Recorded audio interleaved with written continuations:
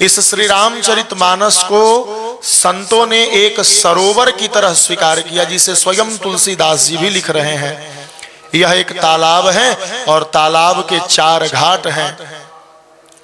तालाब के 4 घाट कौन कौन है? बोले एक घाट ज्ञान घाट है, एक कर्म घाट है, एक उपासना घाट है और एक दैन्य घाट है, अर्थात भक्ति का घाट है।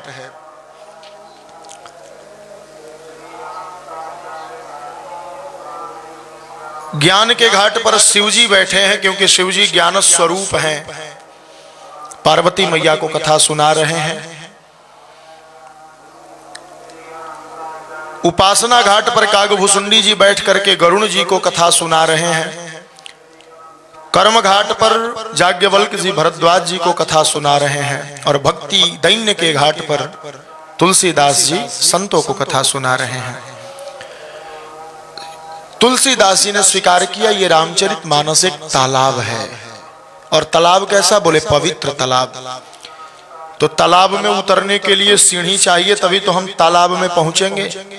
पानी नीचे है, खूब सुंदर है, पीने का मन करे, स्नान करने का मन करे या कुल्ला करने का मन करे, कुछ भी करना हो तो तालाब में उतरना पड़ेगा। तो उतरा कैसे जाए? बोले तालाब में उतरने के लिए हमने 7 सीढ़ियां दी हैं। कौन कौन 7 सीढ़ी हैं? बोले सप्त प्रबंध सुभग सोपाना, ज्ञान नयन निरखत मन माना। इसके जो 7 कांड मैंने लिखे हैं, यही 7 सीढ़ियां है। बालकांड से बालकांड पहली सीढ़ी, अयोध्या कांड दूसरी सीढ़ी, अरण्य कांड तीसरी सीढ़ी, किष्किंधा कांड चौथी सीढ़ी, सुंदर कांड 5वीं सीढ़ी, युद्ध कांड 6ठी सीढ़ी और लंका कांड 7वीं सीढ़ी।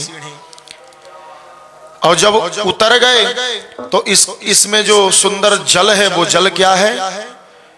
बोले रघुपति महिमा यगुण या बाधा, बरनब सोई बरबारी अगाधा। राम जी का चरित्र ही इस सरोवर का जल है। अर्थात इस मानस में क्या समझाया गया है? बोले राम कौन है, राम कैसे हैं, राम के भजने का क्या लाभ है। इस मानस में जो प्रतिपाद्य विषय है उसका नाम है श्री राम। कह रहे हैं कि ये मानस की 7 सीढ़ियां, मानस एक तालाब है, तालाब के 4 घाट हैं। एक पर शिव जी बैठे हैं, एक पर कागभूषुंडी जी, एक पर याज्ञवल्क जी और एक पर तुलसीदास जी। और ये चारों लोग इस मानस में डुबकी लगा चुके हैं, लगा करके नहा करके ऊपर आ चुके हैं। और ये सबको सुना करके कह रहे हैं कि तुम इसमें उतरो, इसमें राम सीता के चरित्र रूपी निर्मल जल है। 7 सीढ़ियां हैं, एक एक सीढ़ी पर आराम आराम से उतर लो, न फिसलने का डर और न गिरने का डर, और जाकर के राम सीता के चरित्र रूपी जल में डुबकी लगाओ। छंद सोरठा सुंदर दोहा, सोई बहुरंग कमल कुल सोहा। सरोवर की पवित्रता कैसे है? सरोवर का जल मीठा कैसे होता है? बोले जब उसमें कमल खिले, तो इसमें कमल खिले हैं। कौन सा कमल? बोले ये सोरठा चौपाई दोहा जो है वो यही इसका कमल है। बोले हंस इसमें होंगे तब और प्रभावी होगा ये सरोवर। बोले हंस हैं। हंस कौन है इसके? बोले जो संत महात्मा है वही हंस हैं।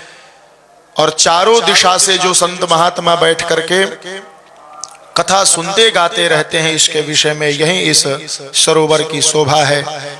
और कथा अनेक प्रसंगा, तेई सुख पिक बहु बरन बिहंगा। अलग अलग वक्ता अपने अपने भाव से इस राम कथा को जब रसास्वादन कराते हैं, तो जैसे सरोवर के किनारे शाम में चिड़िया चहकती है, उसी प्रकार से ये वक्ताओं का चहकन बड़ा इस सरोवर की शोभा बढ़ाता है। या फिर सरोवर के किनारे चहकने वाली चिड़िया सबको आनंद देने वाली होती है। अर्थात जो वक्ता इस रामचरितमानस रूपी सरोवर के किनारे आकर के चहकते हैं, उनकी उन्हीं पक्षियों की तरह शोभा और अधिक बढ़ जाती है।